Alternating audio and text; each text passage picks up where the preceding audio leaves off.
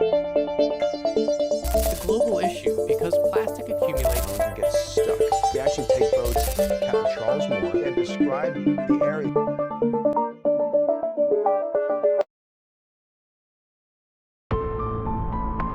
Sampah kini telah menjadi monster yang mengancam masa depan bumi. Tumpukan sampah dari berbagai belahan dunia terus meningkat. Sampah menyumbang 11% emisi gas rumah kaca yang memperparah krisis iklim dunia. Polusi sampah dapat mengganggu pernafasan, lingkungan terancam, kesehatan manusia dan makhluk hidup juga dipertaruhkan. Kini, sampah bukanlah hanya masalah setiap negara yang memilikinya saja, tapi sampah berubah menjadi masalah global.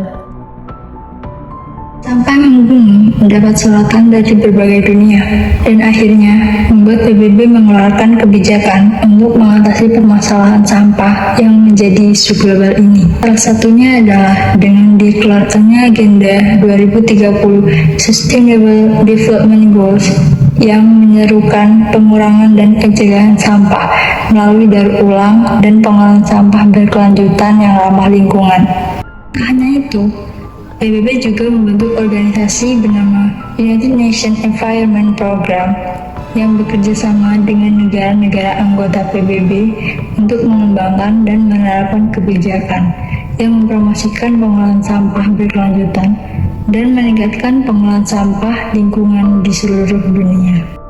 Di Indonesia sendiri, tumpukan sampah kian bertambah seiring dengan laju pertumbuhan penduduk dan konsumsi yang tidak bertanggung jawab, dan menyebabkan banjir rutin beberapa wilayah di Indonesia.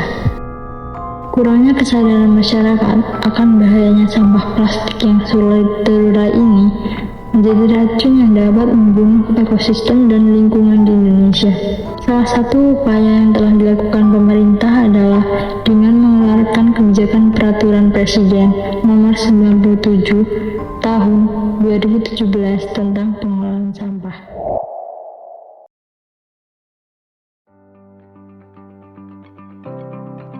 Pada kesempatan kali ini, kami, mahasiswi Hubungan Internasional Universitas Jember, berkesempatan untuk mewawancarai petugas Dinas Lingkungan Hidup yang ada di TPA Pakusari Jember untuk mengetahui bagaimana kondisi dan perkembangan pengelolaan sampah di Jember.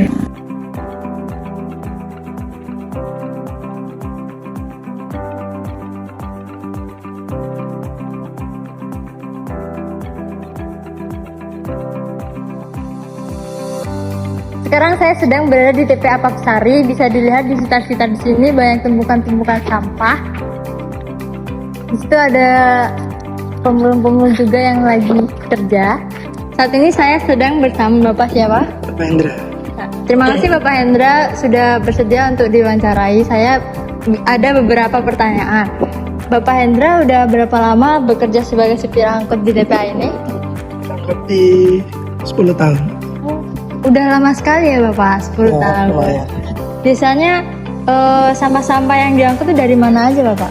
Kalau saya wilayahnya di Terminal Pakusari aja. Nggak di tempat lain-lain gitu Bapak? Karena untuk di TPA itu ada pembagiannya, jadi tiap driver memang sudah ada wilayah kerjanya sendiri-sendiri. Oh baik Bapak. Biasanya dalam sehari berapa kali mengangkut barang sampahnya? Kita rutin tiap hari, jadi satu kali angkut saja. Nggak bolak-balik gitu ya Pak? Tidak, jadi kalau hari ini sudah, jadi besok harinya sudah. Setelah sampah dibuang ke TPA ini, apa ada upaya pengelolaan selanjutnya? Ada Mbak, di sebelah sana itu ada instalasi untuk pembuatan kompos. Baik Bapak, pertanyaan terakhir, apa pemerintah pernah melakukan upaya untuk mengelola sampah di TPA ini? Kalau dari pemerintah sudah sangat mensupport untuk pengelolaan ini, termasuk dari mengucurkan dana untuk membeli alat-alat untuk merecycle sampah-sampah yang dibuang ke sini untuk bisa didaur ulang. Berarti pemerintah sangat mensupport ya Pak? Ya, pemerintah khususnya Kabupaten Jember hadir di pengelolaan sampah.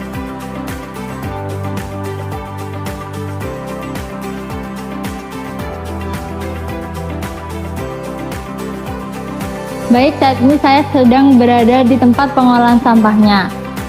Mari kita lihat-lihat ke dalam.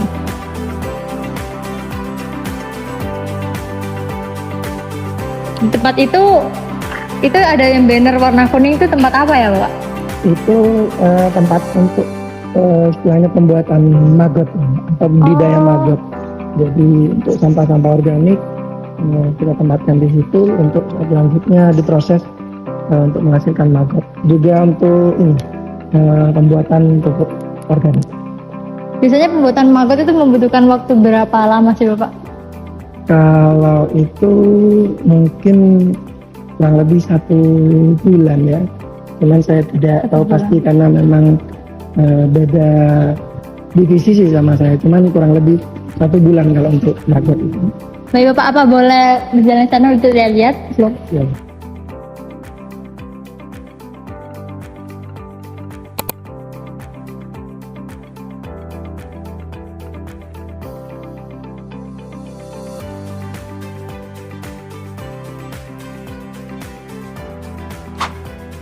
Itu sementara kita dari sini ya, karena memang area biasanya memang harus steril, tidak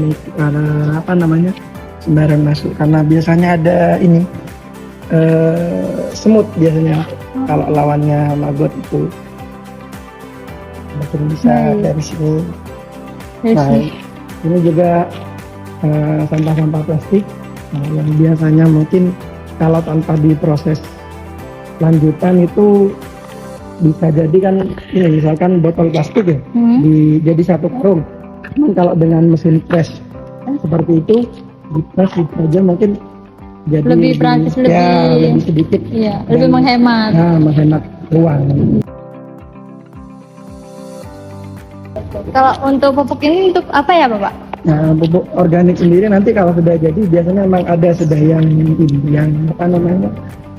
pembelinya.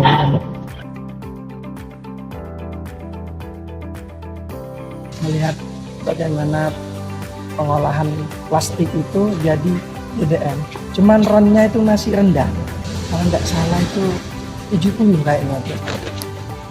70 ronnya. Pertalite itu kan 90 ya, Pertamax 92. Ya, jadi kalau untuk motor mungkin masih belum aman untuk motornya. Biasanya Berarti dipakai termasuk untuk udah potong rumput. Oh, ya mesinnya itu ya, Iya. Pak. Ya. Berarti ada yang gas disalurkan ke warga, juga udah ada pengolahan sampah menjadi BBM tadi ya, Pak ya. Ada. Oh, berarti sampah plastiknya bisa diolah di sini. Berarti udah cukup baik ya, Pak, dari dinas sosialnya menaungi di sini. Oh iya. Baik, saat ini saya sedang bersama peserta volunteer dari Yacht Blogging. Dengan Mbak siapa namanya? Saya dengan Mian. Oh, baik Mbak Mia, saya apa boleh nanya-nanya tentang Yacht Blogging itu? Boleh banget.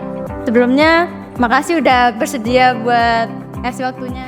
Saya akan menanyakan apa sih Yacht Blogging itu? Kayak acara apa sih? Oh, Youth Vlogging sendiri adalah program dari komunitas Young on Top, di mana program ini berkegiatan mengajak kaum muda untuk membersihkan lingkungan sambil jogging. Berarti itu dapat benefitnya apa aja, Mbak? Benefitnya itu kita tentu saja kita dapat relasi, kita juga dapat pengalaman, kita juga dapat informasi-informasi yang bermanfaat, serta kita juga mendapat kesehatan tubuh, kebugaran tubuh dengan adanya jogging. Dan juga lingkungan bersih gitu ya, Ya. Terus alasan ikut Yacht Blogging sendiri itu apa sih, Mbak? Yang pertama pastinya saya ingin menambah relasi saya dengan teman-teman yang baru, karena ini kan juga di luar universitas, kita juga bertemu dengan universitas lain tuh. Lalu selain itu kita mendapat informasi tentang bagaimana kita harus peduli dengan lingkungan, bagaimana kita bisa berperan dalam lingkungan juga. Terus aku mau nanya lagi nih, setelah kamu ngikutin Yacht Blogging ini, apa yang kamu lakukan untuk mengurangi sampah yang menjadi isu global?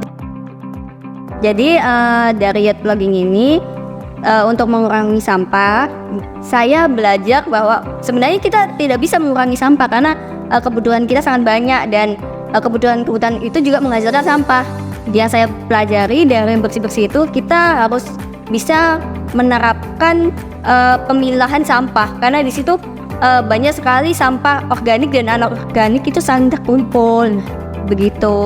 Lalu serta kita bisa melakukan daur ulang, seharusnya kita bisa melakukan itu.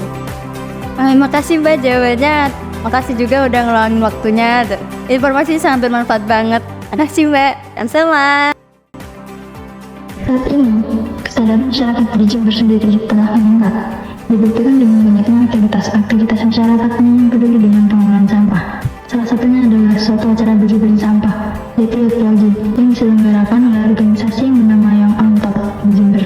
Aksi dari Youth ini merupakan salah satu bukti pentingnya peran masyarakat dalam pengelolaan sampah. Meskipun sampah tidak dapat sepenuhnya dihilangkan dan merupakan hasil perilaku manusia yang tidak bisa kembali ke alam dengan sendirinya, setidaknya dengan pengelolaan sampah yang dibantu dengan kesadaran masyarakat, maka sampah yang menjadi racun bagi bumi ini dapat perlahan-lahan berkurang.